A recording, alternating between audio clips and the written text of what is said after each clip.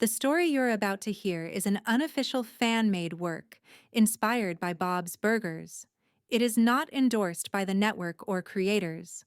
This is a dark, fictional reimagining, created for fun, not profit. Bob's Burgers, Tina's Cannibal Diaries. Season 1, The Fog. Entry 6. Dear Cannibal Diary, Saturday rounds, with Mr. F Dash and the Unromantic Ocean. Saturdays used to mean cartoons and chores, and a burger special with a pun that made Dad chuckle in a way that said he hated it, but also loved that he hated it. Now Saturdays mean something stranger and more official. Occupancy rounds with Mr. Fischoeder, Ocean Avenue's landlord, amusement park owner, Cape enthusiast, and part-time weather system in a white suit. He calls it checking on my holdings. I call it riding shotgun in a cartoon villain's golf cart while the fog sniffs my bangs and decides if they're edible. He really does own Wonder Wharf and a terrifying number of properties, including our building. The wharf sits right across from Ocean Avenue like a haunted mirror. It used to be a place for first dates and bad corn dogs. Now it's where we get salt, and the wind forgets our names and gives them back out of order. Today is 5 years into the fog, and I am 18. I keep telling you that because it helps me remember that time still moves even when the sun is shy. My job on Saturdays? Fill the jugs. Mr. F pulls up in his golf cart like he's making an entrance on an invisible stage. The horn quacks. He leans on his bone-handled cane. The fog curls around his ankles like a white cat that finally got the supervillain it ordered. He winks with his eye that isn't wearing an eye patch and says, "Miss Belcher, are we prepared to plunder Poseidon?" He likes alliteration because it sounds like money. He actually does the golf cart thing around town and throws firecrackers for punctuation, old-world trivia that still fits him like his cape. In the new world, the firecrackers are just a way to tell the fog, "Look over there. I load our jugs, 6 big ones, 2 medium, the kind that make you feel like you're cosplaying a pioneer, onto the cart." They clink with the optimism of empty things. He pats my shoulder, arm draping around me as we rattle off the curb. It's possessive, but not scary.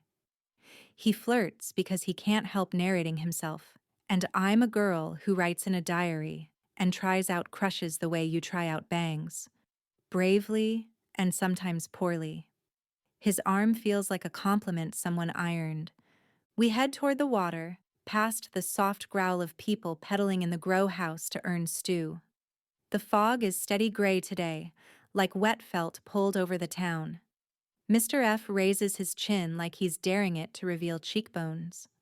The wharf looms out of the cotton, Wonder Wharf, with its silent rides and derelict prizes and dizzy dog mascot grinning that "I'm fine, really" grin that makes me feel like lying less. We pass beneath a banner that still thinks summer is a thing. The Scream I Cane roller coaster is a black ribcage against the pale sky. The Wonder Wharf baseball park sits to our right, empty bleachers facing fog where a field should be. If I squint, I can see a hot dog dancing in my memory. If I stare straight on, it dances anyway, because brains like to help.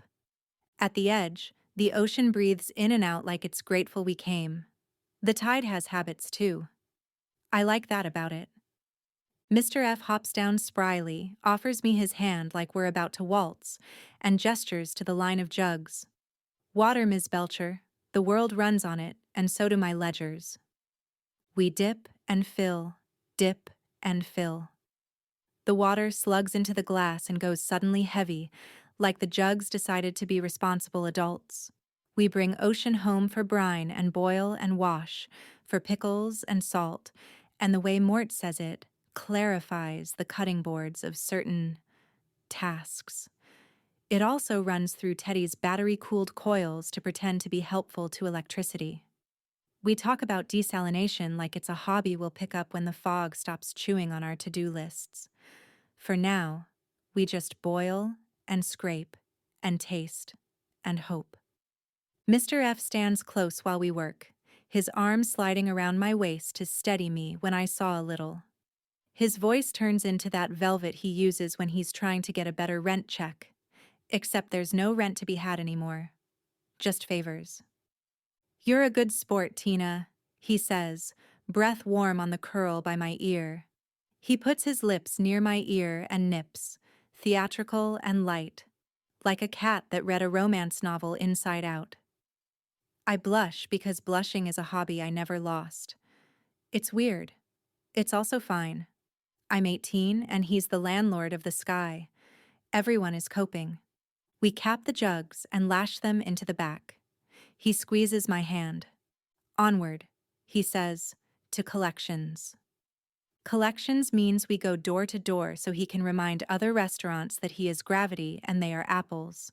In the old world, he collected rent. In the fog world, he collects promises and percentages of whatever we can make.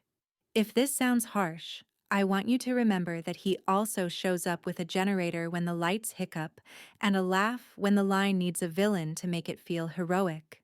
People are complicated, especially rich ones. First stop, Reggie's Deli. The sign is half lit, which feels appropriate for a sandwich place running on memory. Reggie meets us at the door, hair even more tired than his eyes. The deli case glows emptily, like a smile after too many jokes. Behind the counter, a teen I vaguely recognize as Jonas, delivery boy, formerly, is trying to rehydrate something that was never water to begin with. "Reggie," Mr. F says, cane click, smile wide enough to show he has teeth. "Shall we?" Reggie spreads his hands, defeated and still somehow polite. "You can have a percent of 0, he offers, or a slice of shoe. Today's special is shoe." He lifts a tray from behind the counter like a magician revealing a sad pigeon. On it, what looks like a taco shell made out of a flip-flop, filled with croutons and apology. "Shoe tacos," he says, and the way he says it makes me love humanity again because we never stop naming things even when we should. Mr. F peers, interested the way naturalists are interested in poisonous frogs. "Jonas, your hydration technique is valiant." Jonas beams. Praise is currency in all economies. "We'll mark your ledger down as in-kind," Mr. F says finally, scribbling in a little book with a pencil that probably cost more than a day's pedal hours. "You owe me a lunch when food becomes a noun again." He tips an invisible hat. I scribble Reggie. "Nothing to pay. Fog ate pastrami," in my ledger because I like our books to talk to each other across distance. Reggie's Deli is not just in my fog brain, it's been on the board since the Moody Foodie era and beyond. Some things survive because they're stubborn. Reggie is stubborn. His deli is a monument to that. Just bad food. Back in the cart. The fog beads on Mr. F's cape like dew on a smug leaf. He slides his arm around me again and asks, "Have you considered a career in landlordry?" I laugh because that's not a word, and he knows it. He leans in and pecks my cheek. Old-fashioned, courtly, absurd, and I let the electricity buzz up my face and out through my bangs like a tiny lightning march. It's not a love story. It's an arrangement between boredom and theater. There's room for both in my life, apparently. Stop 2. Patricia's 77 sandwiches. The number on the sign is a survivor. The paint around it is not. Patricia herself answers the door with the energy of someone who's counting something out of habit and has forgotten what it was. She ushers us in like we're health inspectors, which is irony Linda would appreciate. "Pick a number," she says, sweeping an arm toward a chalkboard menu that looks like it was attacked by poetry. "Today I can do number 1, bread, number 14, bread with confidence, and number 77, memory of bread." Mr. F takes off his glove to press fingers against the glass of an empty display case like he's trying to read its pulse. "My dear," he says, "you have given me a menu and a lament." Patricia fishes in a tub and triumphantly holds up a pickle that looks fine from one angle and like a memoir from another. 2 pickles, she says, for the landlord. I'm collecting water and fealty today, Mr. F says cheerfully. Pickles, however, are accepted in most major jurisdictions. He pockets them like jewels.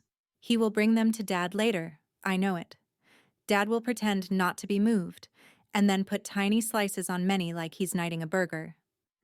Between stops, we cut through the Wonder Wharf midway so I can tick water jugs filled off my mental list and tick ride past the Family Fun Time arcade and pretend we're not sad onto it. The arcade's big sign is still cocky, even if the prize counter is empty and the lights inside are sleeping. Dad once waged a mortal combat with a pixelated Jimmy Pesto on a game called Burger Boss in there. Today, the machines rest like old soldiers. I try not to press my face to the glass. Mr. F steers with one hand and rests the other across my shoulders like I'm part of the upholstery he paid too much for. He tilts his head, then leans toward my ear again, brushing it with his mouth in a way that makes my spine do a shimmy my life does not have time for. A kiss for conquest, he murmurs, and I murmur back, we're conquering puddles, because I am me, and words are a shield that also occasionally doubles as a welcome mat. A wet welcome mat. He kisses the corner of my mouth. It's quick and ridiculous and tastes like wharf salt and old money. It's not gross. It's not a forever. It's a Saturday between ledger entries. Stop 3. Pie in the Sky, the revolving restaurant on top of the Spinnaker Hotel. Revolving as a concept, not as a current reality. The platform is stuck at an angle that makes the chairs look like they're thinking about religion. We clomp up the emergency stairs, cart left below, jugs sloshing in sympathy, and step into a circle of windows that frame the fog like it's art. A chalkboard by the host stand reads, "Today's pies, air, warmed, and air à la mode." The staff is gone. The kitchen is tidy in that way. Rooms get when there is nothing left to mess. Mr. F touches the register like a priest checking a pulse that decided to take a sabbatical. No payments here, he says softly, and the softness surprises me. He looks like a man who knows the difference between owning a place and remembering one.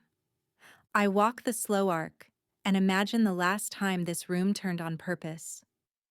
I can see past fog me in a dress I would have called date brave, Jimmy Jr. unsure whether to put his arm around me because the centrifugal force was doing it for him. I can see Louise at a nearby table eating enough pie to light a lighthouse briefly, and then regretting it to the soundtrack of my first kiss, which was a small and perfect crash. The fog presses its face to the glass, hungry for unspun time. Pie in the Sky. Louise suggested it for my date once, because she is a good little tyrant when it comes to budgets and romance. Now it's a museum. Empty, preserved, stuck, like everything else.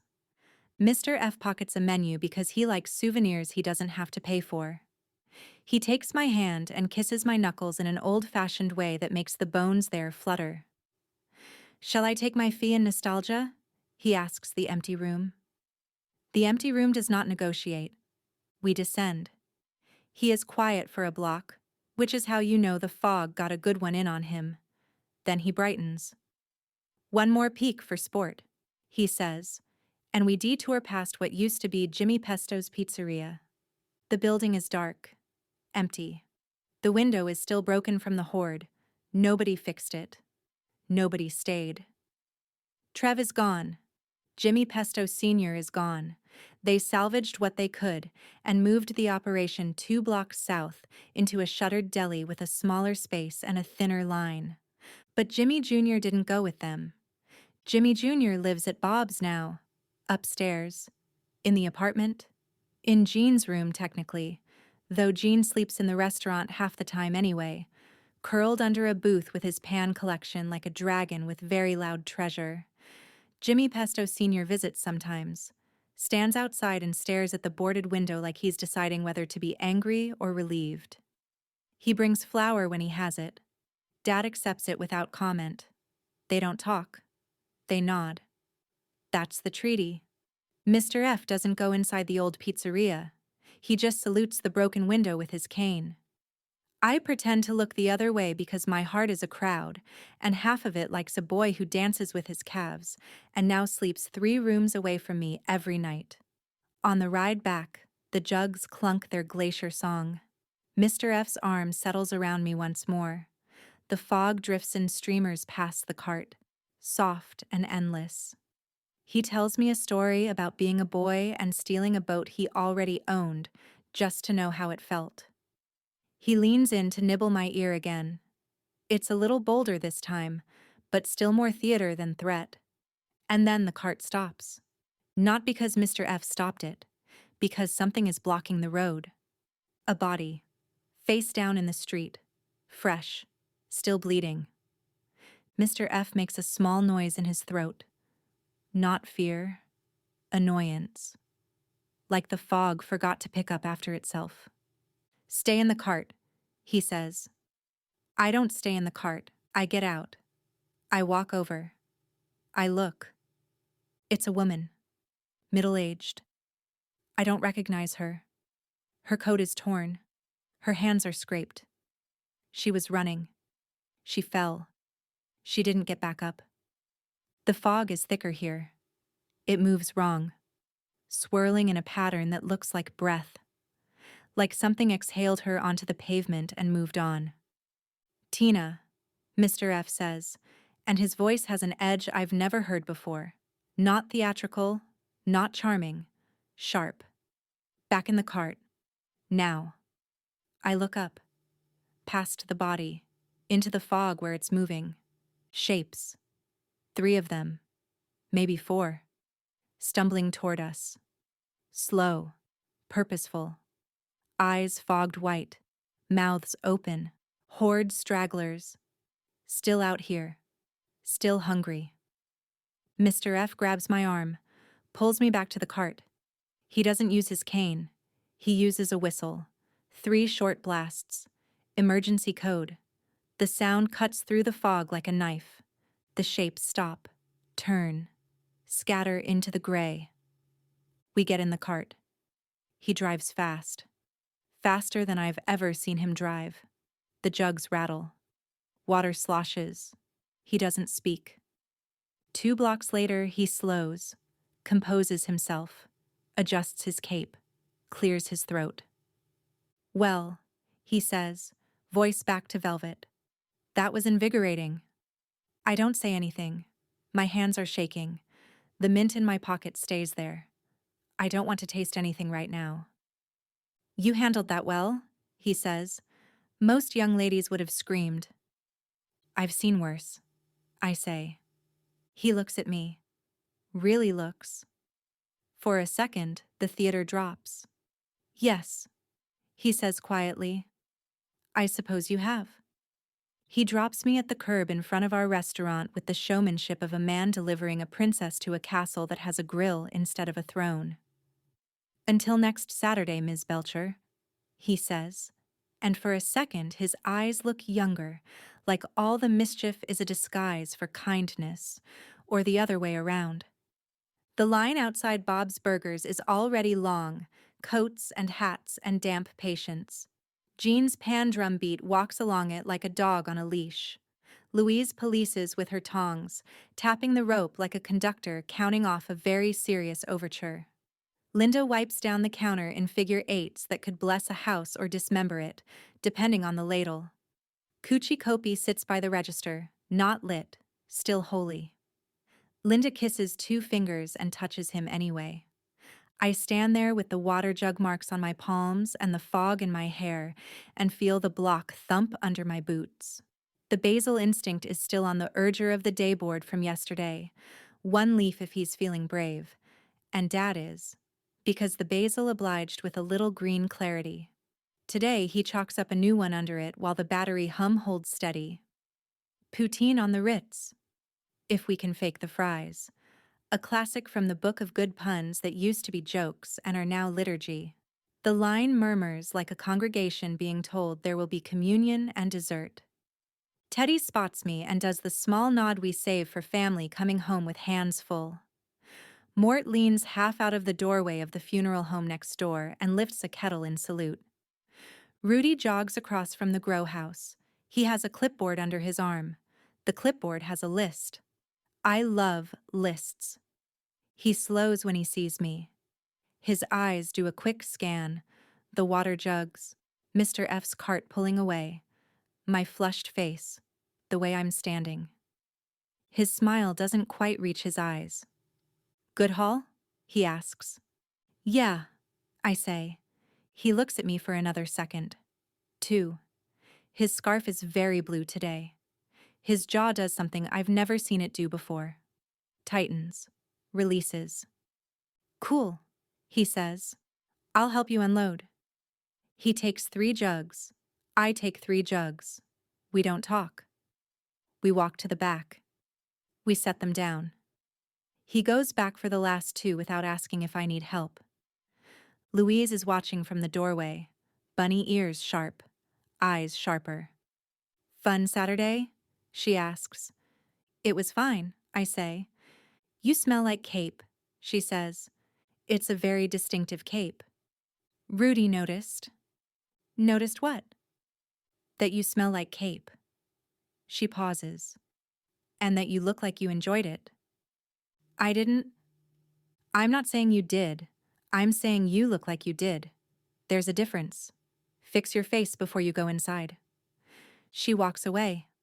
I stand there with the ocean water and the fog and the memory of Mr. F's lips on my ear, and the memory of Rudy's jaw doing that thing, and the memory of the body in the street, with fog breath moving around it. Inside, Jimmy Jr. is at a table, folding napkins. He lives here now. He's part of the rotation. He folds, he pedals, he washes dishes, he sleeps in Jean's room, and pretends not to hear Louise and Rudy and me doing the triangle thing in the kitchen at night when we think everyone is asleep. He looks up when I come in, grins. Hey, I say. Your face is red. It's cold outside.